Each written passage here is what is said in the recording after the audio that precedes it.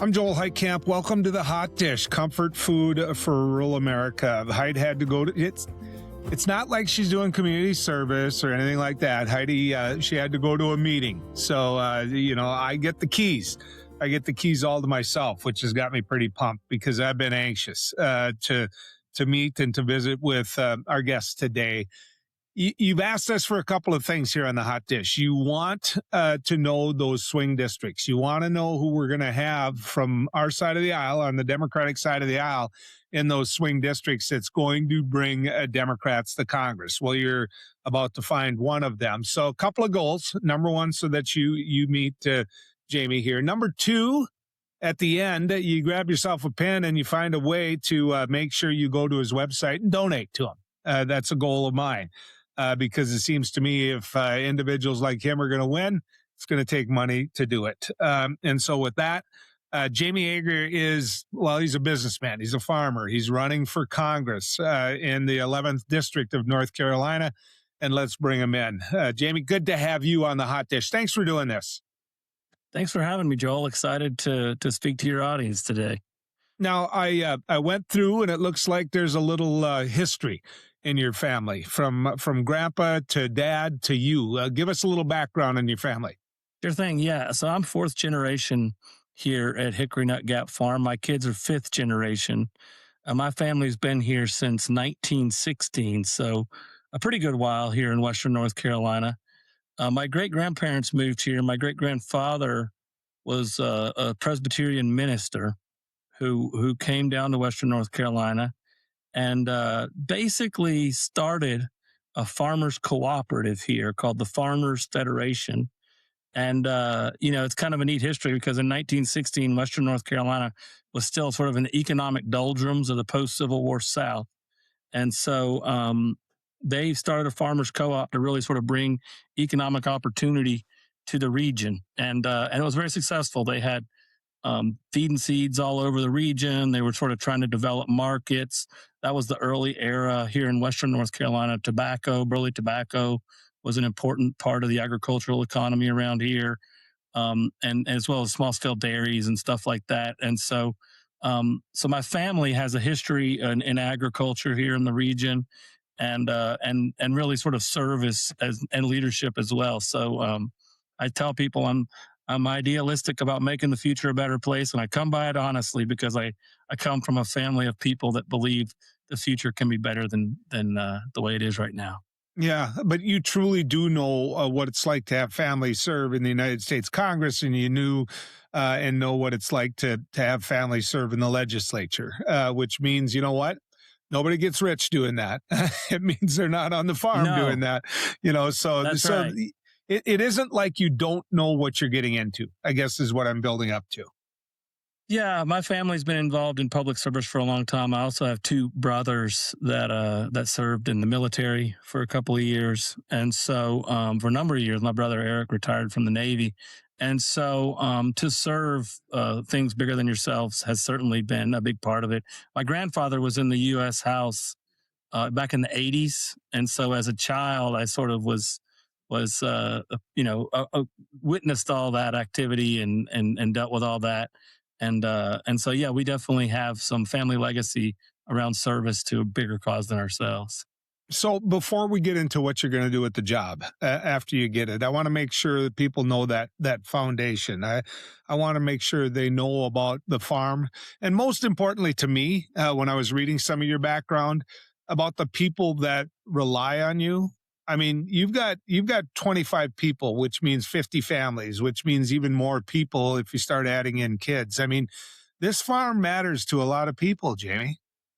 Yeah. We, the farm here at our home farm here in Fairview, we had a dairy here. We grew some burley tobacco. We were a pretty typical small farm for Western North Carolina with burley tobacco we had about a 50 cow dairy. That was really sort of a economic opportunity for so much rural America, as well as Western North Carolina, through the post World War II up till about the 80s. And then in the late 80s, we sold the dairy here, and most of the farm here was the function of it was to keep me and my brothers out of trouble.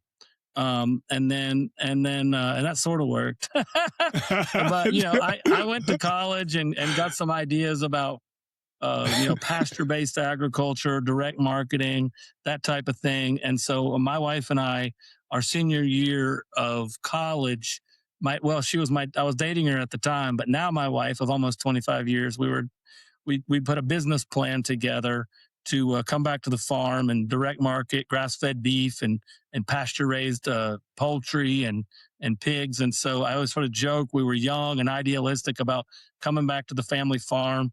And then and now it's been 25 years and we've raised three boys right here on the farm and built a little, not only a farming operation, but we've got a little farm store that we sell out of, as well as a wholesale meat company. I realized pretty quick that if you're in agriculture and you're selling calves, it's a lot easier just to sell a big potload of calves and get them off the farm and get a big check. But if you're in the meat business, you got to have meat flowing all the time. Restaurants and retailers can't just have one load at a time. They need to be consistently providing that meat to their customers. And so I realized that we needed to start putting together a little program. And I took some ag leadership classes through NC State. And so I met a bunch of other farmers and kind of put together a supply. We've been, for 25 years, we've basically been putting together a little supply chain for pasture based, regenerative grass fed beef and pasture raised pork, et cetera. So it's been a real journey.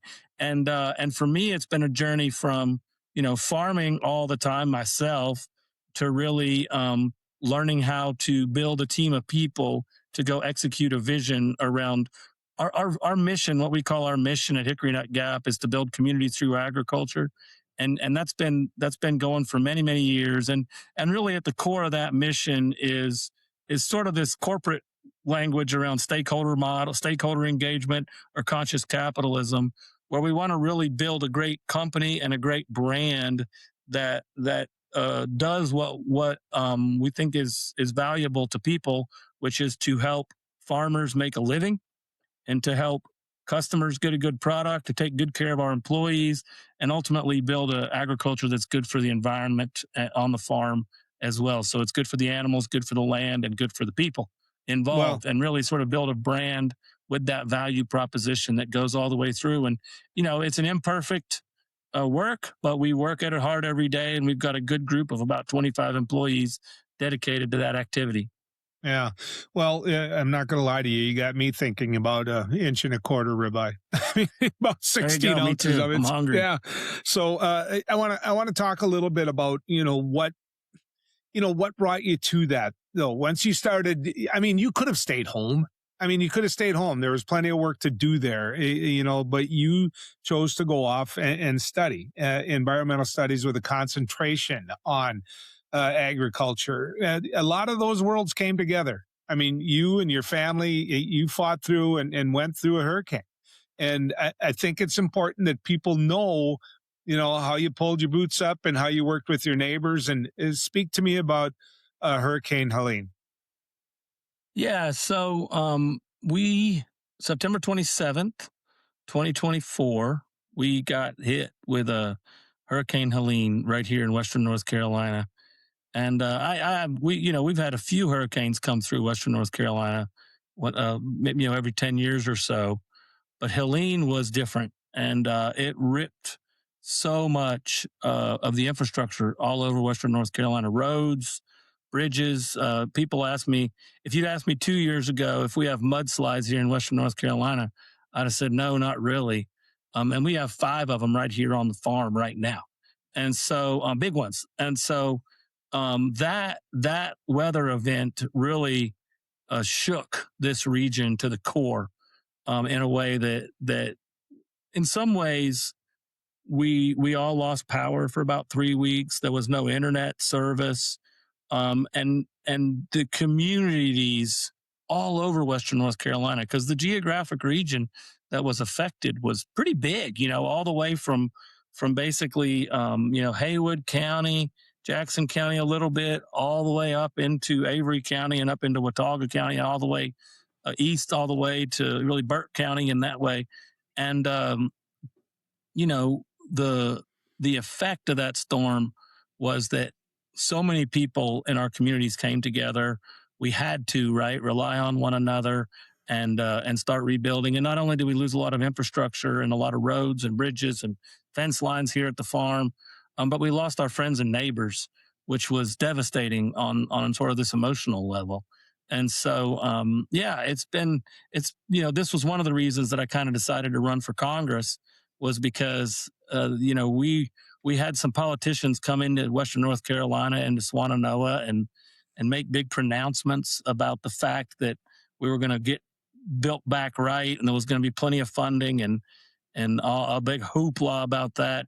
And here we are a year and a half later, and we've still got folks living in campers. All kinds of funds that we were promised haven't come.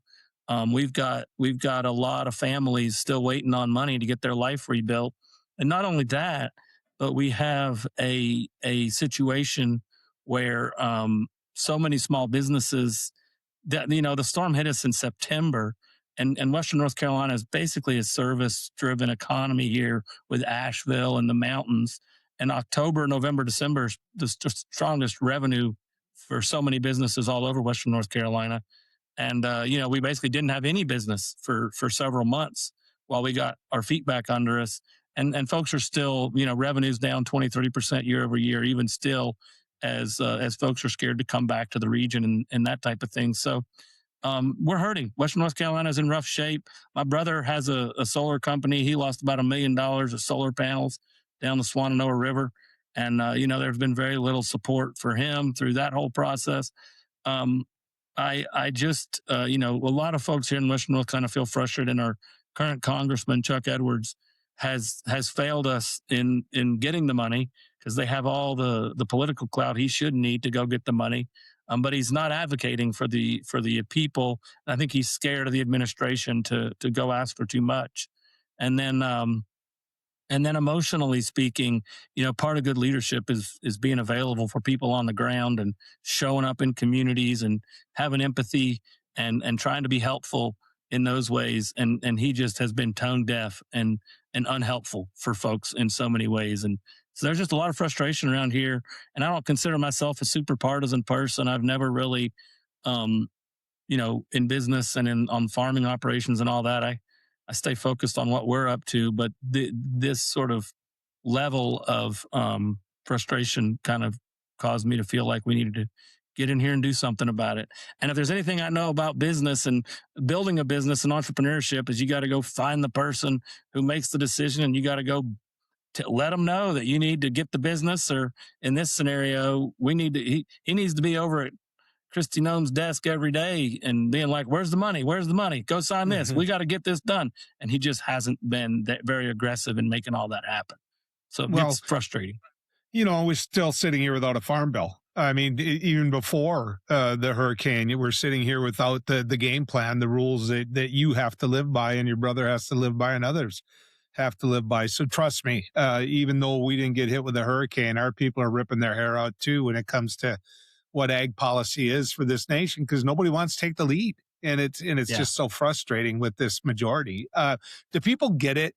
I've seen some of the poll numbers that show me things that make me very happy, but that isn't necessarily, the poll numbers don't mean what you're hearing in the parking lot at church, or what Mm. you're hearing at the Scenic store. Or I mean, are people getting the fact that people on the federal government, threw on some jeans, came out and talked to you, but didn't do anything? Yeah, I hear about it quite a bit. I mean, especially specific people that are affected by this are annoyed, and it's holding up. The ricochet effects throughout everything get felt, and so I definitely hear about this on a very regular basis, and it's almost like a loss of trust in the entire system, right? Yeah. Because FEMA is the organization that kind of manages a lot of this activity, and was FEMA equipped to manage this disaster well? I think we can all agree that they didn't do a great job coming in here and helping us out and fixing things up. And so it creates a lot of mistrust in the ability for the government to do things, and that's a understandable frustration because they failed us. And when you look at why, They've cut so many positions up there now over the past year, and there's essentially no one to even talk to about it. And so many folks feel very frustrated about the whole process and discouraged that the government can execute any kind of help, which I think is um, generally frustrating. As a father of three boys, I want to see these kids grow up in a country that does hard things, can do things like solve healthcare and solve immigration reform, et cetera. And right now, our government just isn't functioning well. Well, and that's the next place I was going to go. Obviously that's a mountain to climb, and a commitment that was made that you as a congressman are going to focus on making sure that they do what they said they're going to do. But I want to go a little bit to where we're at just in general. The exchange, health insurance, where this country is at when it comes to it. I don't know in Western North Carolina in District 11 or Congressional District 11. I know this. My buddies use the exchange.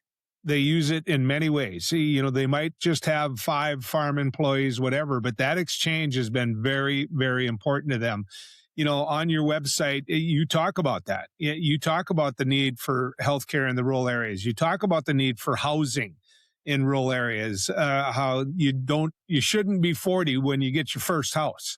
Do you think people understand that if we want people living off the land, the folks in DC get the fact that you need health care, you need housing?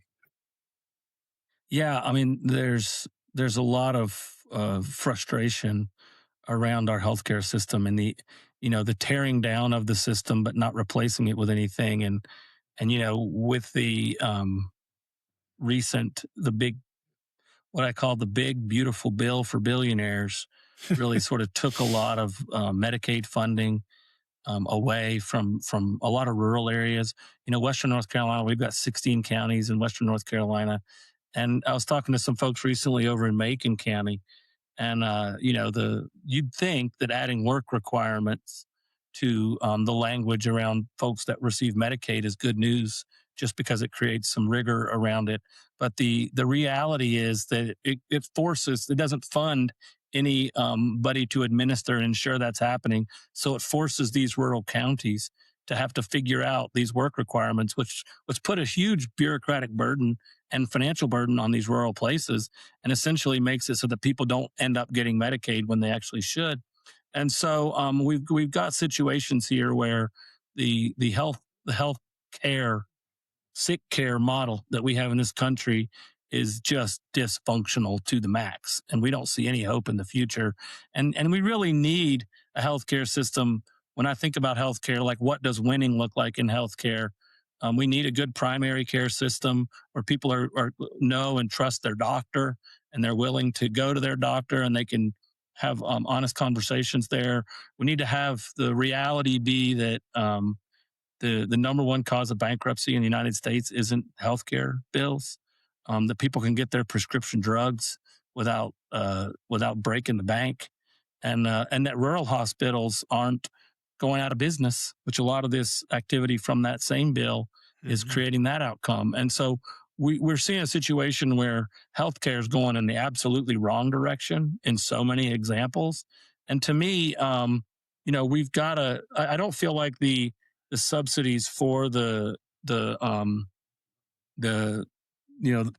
for people was a very successful scenario, and that insurance companies were making a ton of money on it. But we've got to have some type of relief, so we need to extend those subsidies at least for a period of time until we can get our act together and actually pass meaningful health care reform in this country that covers people in a way that we described earlier. And we've got to have support for all these rural hospitals so they don't go out of business and we end up with folks feeling abandoned out here in rural America. Yeah, in the 4 or 5 towns around me, I'm talking about, 2,000 person towns, small towns, Mhm. places like you and I grew up around. The largest employer is the nursing home. It's folks that, you want them to live out the rest of their life close to their family. And we're lucky to have them. And, the big, beautiful bill for billionaires, as you call it, and I think rightfully so, blows it up. I mean, we're going to lose our rural nursing homes unless people like you ended up putting on those suits and ties and fix it. Yeah. And so Yeah. I wonder if people get that because they put all of that out. They didn't have the guts to just show it in the beginning. The pain's going to come. It's going to come in just a little bit here, but they don't want to take the blame for it. And I don't know if your folks are as nervous about that as mine are. I hear about it every single day, especially since January when these subsidies expired and it really hits people's wallets. It's pretty demoralizing.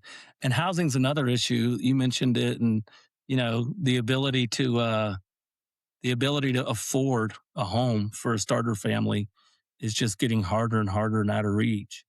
And and that's as a father of boys who are I've got a 21-year-old, an 18-year-old, and a 16-year-old, and I would love for them to be able to come back home and live in this community with us. And I want some grandkids around, and I just worry that the inability to afford your home on a salary of a young person is discouraging on so many levels. I think I heard recently that a starter home in Jackson County, which is 2 counties over from us, you'd have to be making close to $150,000 a year to afford a starter home in these rural counties, and that's just terrifically expensive and discouraging. And I feel like healthcare going crazy and out the roof, and people having to pay all their paycheck for healthcare, and they pay it all for housing, and then we're seeing groceries climb, we're seeing utilities go up 40% over the last 5 years. I mean, we've got some real structural problems with our economic system. And I think when we see that all the sort of like stock market looks good and all these kind of economic metrics look good, but people can't afford to buy the things they need to do to get ahead. Like we've got some structural problems in our economic system and how the money gets into the communities that we all live in. And so, and then whenever you start feeling like you can't get ahead because you're working 40 hours and you're playing by the rules and you just can't get ahead, then you start feeling like the system's rigged a little bit. And to me, that's where we have work to do to fix the whole system. It's a lot of work. It's ambitious, but I think I'm a patriot. I care about our country. And I think in America, we do big things. We have to do great things. And to me, that's something that I think is on us to help solve. And I'm not partisan with any of that. I'm just practical and want to just be helpful. No, you sound like the guy that uses the word I'm about to give you. Because if you go, on your website, and I did, and read up about you and your family, which, by the way, Cyrus, Nolan, and Levi, they're not going to have a hard time finding somebody to have those grandkids with. My assistant was like, "Boy, those are handsome young men." Anyway, but you used a word on your website that jumped out at me because I've read a lot and seen a lot of different candidates. And this word that you use doesn't get used a lot, but you use the word curious. That what you're going to bring to DC when you head there is curiosity. Explain, to the people that are listening and watching here on the podcast what you meant by that.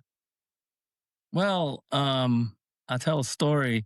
He's almost 90 now. One of my best friends is Bass Hyatt down in Clay County, North Carolina. And Bass helped me sort of introduce me to some farmers we worked with over the years. And we'd ride around and go to visit farms.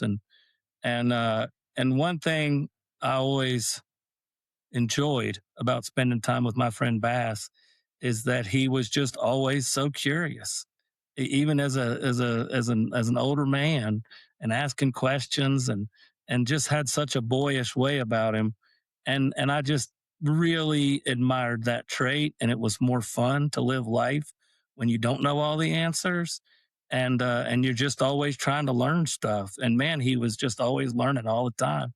And to me, that inspired me to really face problems, because I feel like the reality is that the ability to solve hard problems is the ability to ask good questions, and as opposed to have all the answers. And so, and to me, that's just kind of become a way that I approach a lot of problems on the farm here, a lot of problems in business. And, at Hickory Nut Gap, we're ambitious about sort of rethinking how agriculture works. I feel like in capitalism, so often what you see is businesses win when they externalize costs onto others, whether that's the land, whether that's poor treatment of animals, whether that's poor treatment of employees, et cetera. And so our job here is not to do that. And so, but then trying to sort of change uh, things at that level does require a lot of curiosity and learning. And I don't feel like curiosity is something that is very ideological. And I don't think anybody has all the good ideas out there. And I see a big difference between. I think one of the challenges I have for my fellow party Democrats is I see a lot of idealism, but the ability to execute the idealism is a lot different than just having a big idea. And so to me, Mhm. that takes a lot of curiosity, that takes a lot of learning, that takes a lot of relationship building with people you might disagree with to learn their perspective and make sure you fully understand their perspective so that you can incorporate good ideas that might be out there. And so, yeah, that curiosity is something that I think is a. My wife says when we were trying to decide whether or not to run for Congress or not, we deliberated on it quite a bit, and at the end, she looked at me and she said, "You're just too curious not to want to go do this." And I said, "I Well, think you're right." And so here I am. well, the word jumps out, great explanation because and a great tie-in to people on our side of the aisle, who I think that the comment that you made about you can have all the bold ideas, but unless you know how to implement them, unless you can work through that and be curious enough to do that, doesn't matter diddly. And so I couldn't agree more. You know, if and when you win and you head to DC and you're one of those, you're going to be somebody that's got to push a button to fund DHS, to fund ICE. I don't think it would be fair to you, to have people listen to this without being able to comment on what you've seen in my home area. I live 3 hours from downtown Minneapolis, and I want to know what you think about what you've seen. Um, we haven't seen ice as much. They've been in North Carolina a little bit, but certainly not to the degree that they have up in the Midwest up there. And to me, this latest episode over the past weekend um, really made me terribly sad for our country that we don't have better leadership that brings people together as opposed to just trying to do whatever they can to tear us apart. And to me, that's terrible leadership and inexcusable and unconstitutional. Besides all that, right, which we know is Mhm. terrible. Um, and I think that as we look at that and look at the role of the leaders in the administration who are accountable to this, we need to have some level of accountability. Like Kristi Noem's got to go, and we do need. I mean, I'm in favor of law and order. We need a good law and order in this country. We're a nation of laws. Um, to think we can't enforce those laws is not going to work. But to have masked unmarked cars, et cetera, is over the top and unacceptable. And now that we're seeing folks die due to incompetence is inexcusable, and we got to have some accountability here. Yeah. So, how do they get in touch? How do they donate? How do they do all the things? Because I'll guarantee you, there's some people that have watched this that think that's the kind of candidate we need in these swing districts. So, where can they find out more about you? So the website is agerforcongress.com. You can check that out. We have a Facebook and Instagram. All the social media stuff is going as well. So you can check all that out. Ager for I can't remember all the different handles, but I'm sure if you Google it all or go to the website and then click on the little Instagram link or whatever, you'll find all that stuff. But yeah, no, I really appreciate it, Joel. We're super excited about going and getting this campaign. I'm a hard worker. I got a farm background, so I know how to work hard, and I'm not scared to have hard conversations with people and dig in and learn, because I think that we have a great country. I love our country, and I want to see our country do great things. And so my hope is that as a member of the United States House of Representatives, I can help make our country a better place, and ultimately make my kids' lives better. Well, we need you. Thanks for running. As somebody who's gone door to door a lot in his life, both for myself and for Heidi, just remember it's the little dogs that bite. The big ones got the bark, but it's the little ones that bite. So, Jamie, thanks like for that. coming on the Hot Dish, man. Appreciate it. Thanks, Joel. Thanks for your time. You bet. Good luck. Stay safe. Yep. Thank you. I want to talk about Alex Pretti, and I'm not trying to avoid talking about Renee Good, because both of those two individuals are heroes. They really are.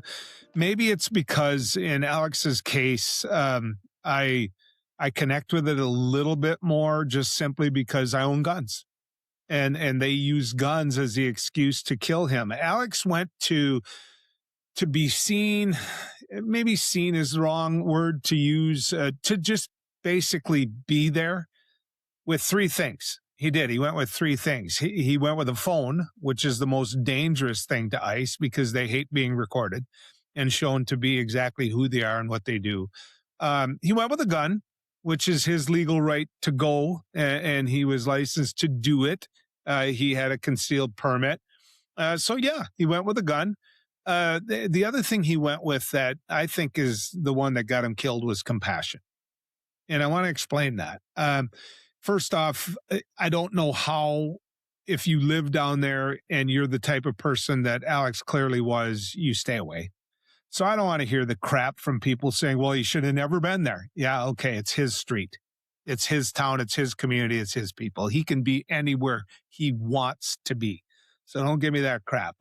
Also, he carried a gun. Oh my God, what did he take a gun to a protest for? We heard a Treasury Secretary say that.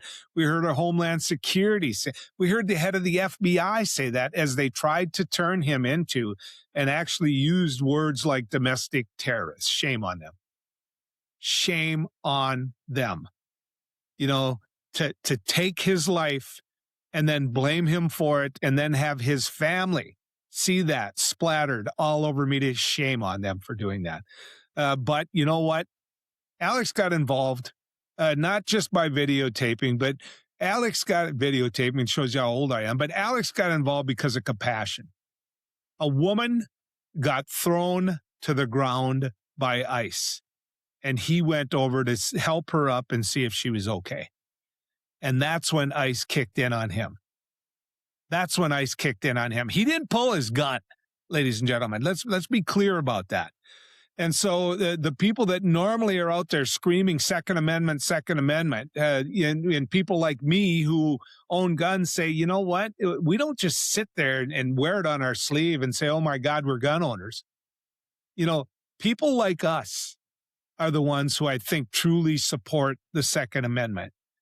And so the administration, they lost the moral high ground in so many ways, not just in how they're treating Americans through ICE, but you know what?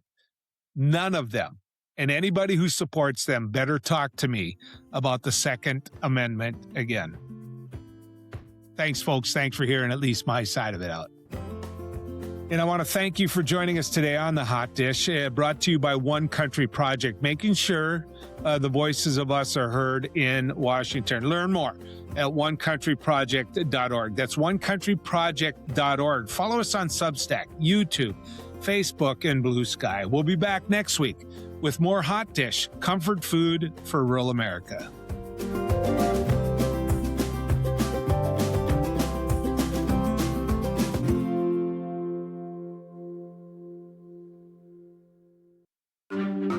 Off topic.